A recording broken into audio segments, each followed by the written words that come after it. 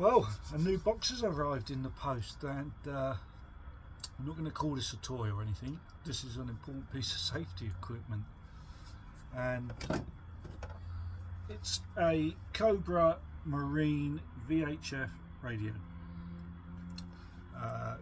If you are on tidal rivers or out to sea, then you should really have one of these radios. Mobile phones are okay, but you can't always guarantee you're going to have a signal wherever you are. So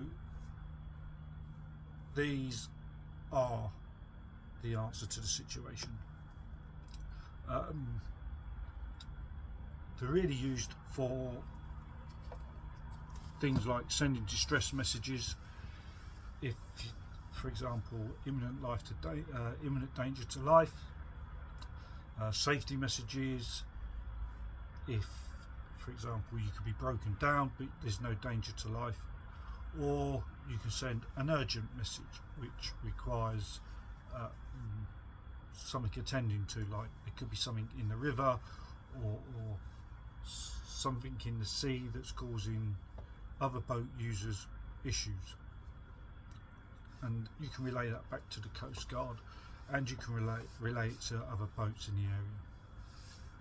And of course, more importantly, if you are on a river, say for example the tidal Thames or the tidal Trent, and something happens to you or another boat,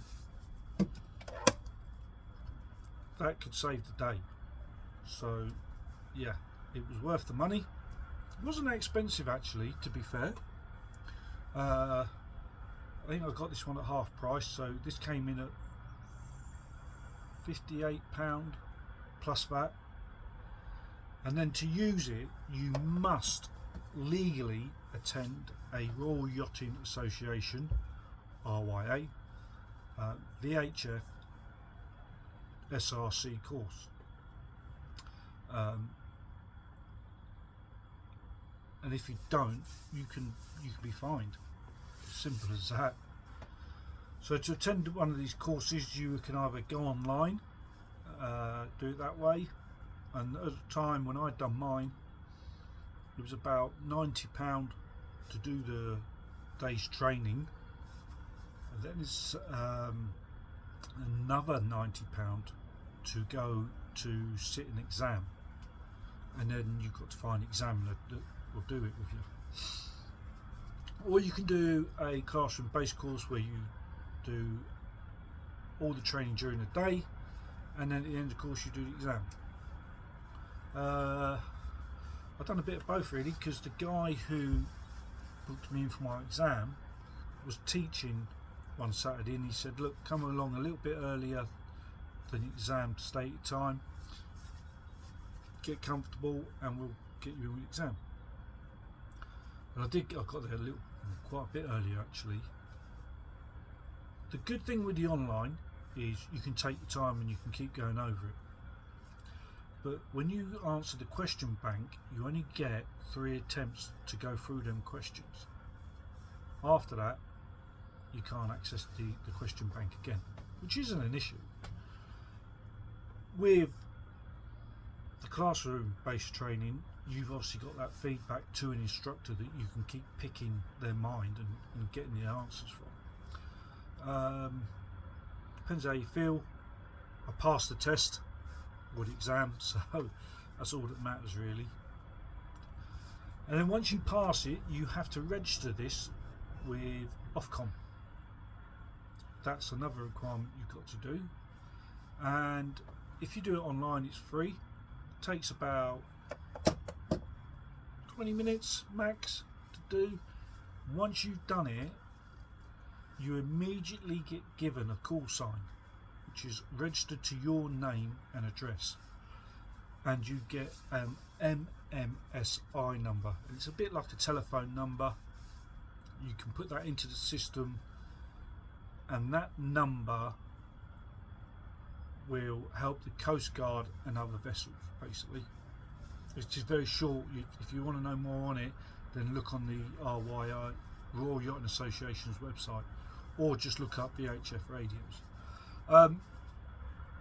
And the good thing about this radio is I've got automatic transmission identification system, which is compulsory in European waters. So for example, if I was to go to France or to Holland and do some boating, you would have to have a VHF radio.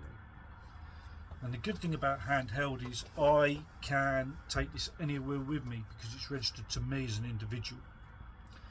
If you had a barge and you took it over to France or to the Netherlands, then you would have to have the minimum of this, but you probably have a fixed VHF radio which is then registered to the boat. So if somebody sold that boat, that radio would have to be transferred across. Now if I sell this boat, this radio stays with me. It just comes with me, and it's great. Fully submersible, this radio. It's got little key features like this button here, a little red button. If I flick straight onto that, that takes me automatically to channel 16, which is basically the safety channel. And if you hear anything on that channel, you need to pin your ears back and see what's going on, because somebody's life could be in danger or something, and you need to either one, be able to offer assistance, or the Coast Guard or whoever will tell you to back off and don't worry about it, it's been dealt with. So yeah, if I go out onto the River Trent through Gaul, I have to have one of these. They won't let me out. River Thames, you've got to have it, and like I say, any other tidal rivers you should have a VHF radio. It'll probably never get used. I'll switch it on